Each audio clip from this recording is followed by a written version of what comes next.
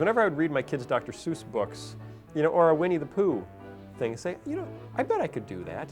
But I'd never gotten around to really trying. So we picked the parable of the Good Samaritan, which is actually one of the only New Testament things we've ever done. Because the New Testament, we made the rule on day one that we won't portray Jesus as a vegetable, so that wipes out the Gospels, and then everything else is pretty much a letter, and so that wipes out those, because animating letters is not very much fun. But the parables are really interesting. So we took the parable of the Good Samaritan, and I wanted to just, as if Dr. Seuss, came back to life and decided to write the Good Samaritan.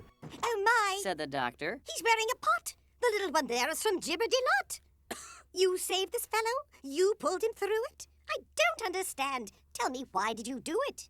Actually, it came pretty easily, and it was really, really fun. And it took a long time. It's laborious, because you have to figure out how many stanzas does this whole thing have to be the right length. And then, so, here's the storyline. So how many stanzas to get from point A to point B, and then how many stanzas to get from point B to point C, which is very different than just writing a normal script. And then you get into each particular stanza. Okay, what do I have to say in this stanza, to get to the next stanza, and then I have to make it rhyme. And sometimes, if you're not careful, your quest for a rhyme will actually change the course of the plot. And sometimes you'll just, you'll go way out of your way to make a rhyme you want, like lobster. I want to use the lobster, so mobster is the only thing I can think of right now that rhymes with lobster, so I guess I need mobsters. One Floridian fellow who hated to fight tried hard not to act like a mobster. While pots crashed around him from morning till night, he'd just play with his pet wind-up lobster. I hadn't hired any designers, so I designed Flibberaloo, the hills, did little pencil sketches, and then Chris Olson, was charged with building it, but he also, because I would only do pencil sketches, he had to pick the colors for everything, all the way through with The Toy That Saved Christmas. And that's right about the time we brought in Joe Sapulich, who actually drew with colors, and that changed everything. I did the basic sketches on here's what the hills look like, here's what the towns look like, and these guys have pots on their head, and these guys have shoes on their head. The shoes on their head was inspired by Terry Gilliam's Brazil. Some of the aristocratic women in that film actually wear very elaborate hats with giant upside-down shoes in them, and it's never mentioned. They never point it out. It's just one of the details. And I love that kind of bizarre, why is that? Not even going to try to explain it. I think my biggest memory about Neighbor is the Hairbrush song. We needed to come up with a new silly song. Our fans were asking us for a silly song. We did one in show 1 and left it out of show 2 and started getting letters. Where's the silly song? And my first thought was, I never promised you a silly song in every video. Who said we were going to do that? But we thought about it, thought, okay, yeah, that was pretty funny, so let's do another silly song. I loved writing sort of farcical music.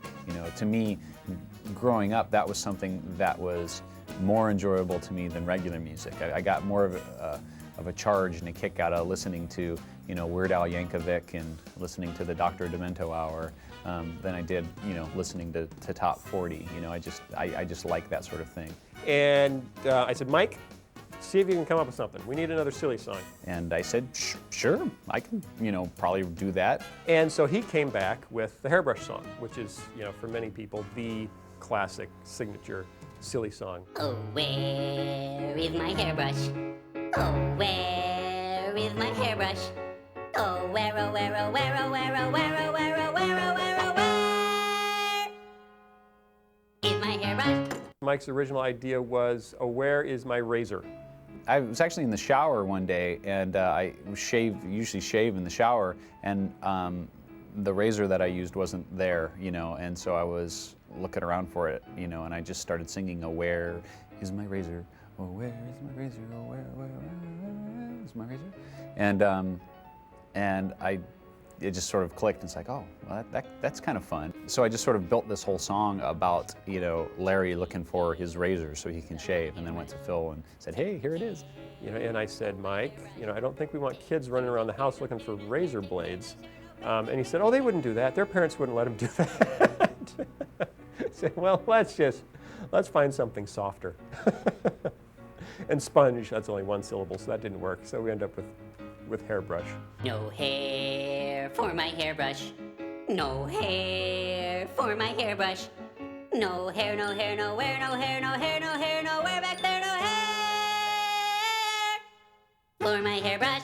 It wasn't supposed to be entirely sung at first. Only the choruses were supposed to be sung and the verses were supposed to be spoken until my wife went into the booth and sang her part. Why do you need a hairbrush? You don't have any hair! Originally, the singing parts were spoken parts until Lisa Vischer sung the line that she was supposed to speak, and it just sounded great, you know, so all the spoken parts were reworked into singing parts, and it just made the whole thing more like a, you know, mini opera.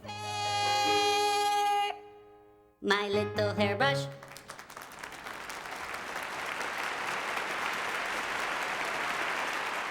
I remember that day, that fateful trip. It started from that tropic port aboard our tiny ship. And then after we had spoofed Gilligan's Island, you know, I immediately turned to what's the next, you know, big, epic childhood rerun memory that I have, which was Star Trek. Parroting something as broad and big and you know, obvious as Star Trek is it's almost too easy. There it is, the USS Apple Pies. And that, of course, created Scooter, you know, the carrot, to play the role of Scotty. Oh, Captain, you've returned. It was fun to jump in way back at the beginning because this was show 3 with the spoofs. Boy, back then we hadn't really scored anything at all. Phil as a director wasn't used to that. I as a writer hadn't scored much yet. So it was a little bit of a stretch to start bringing in those elements of creating a mood, especially in Flibberoloo as we're in a different location that's apart from the veggie, you know, tabletop and those sorts of elements. I'm Jimmy Gord. I'm Jerry Gord. We're the new guys. There are many different inspirations for voices. In this case, we both worked for a fellow previously who had a very kind of a uptight way of talking. And so we would both just, you know, kind of mimic him. And so we decided for these two characters to both do our versions of mimicking this guy. You know, sometimes I think I could eat a whole bus. Yeah, well, sometimes I think I could eat a whole spaceship. The voices themselves sort of grew over time, but when they first appeared, you know, they were very sort of limited and choppy. And then over time, as we did them more, Jimmy just got broader, and Jerry kind of got more nasal and more, you know, limited to this little space. And Jimmy got a little more flamboyant and a little more up and down. Like that, he's a little more cartoonish. But they started out as our attempts to parody the same guy, our former boss, who will remain nameless.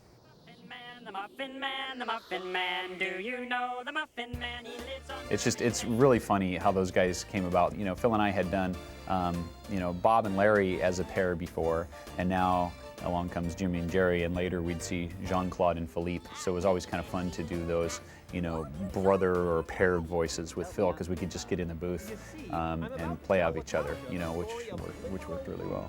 Mais oui, Jean-Claude, mais oui. You know, it was really delightful. I just loved it. You know, loved writing it, loved seeing it come to life, the way that verse, you know, will bring a rhythm to a film, you know, is really, really fun. And it was time consuming, so I didn't try it again, you know, for quite a while until we got to A Snoodle's Tale. It was, you know, like 5 years later, 6 years later, but it was a lot of fun. If you see someone who's hurt or in need, maybe it's time to perform a good deed. And when you finish, you'll find that it's true. When you make them feel better, you'll feel better too. Here, let me help you. Thank you. Loving means lending a hand.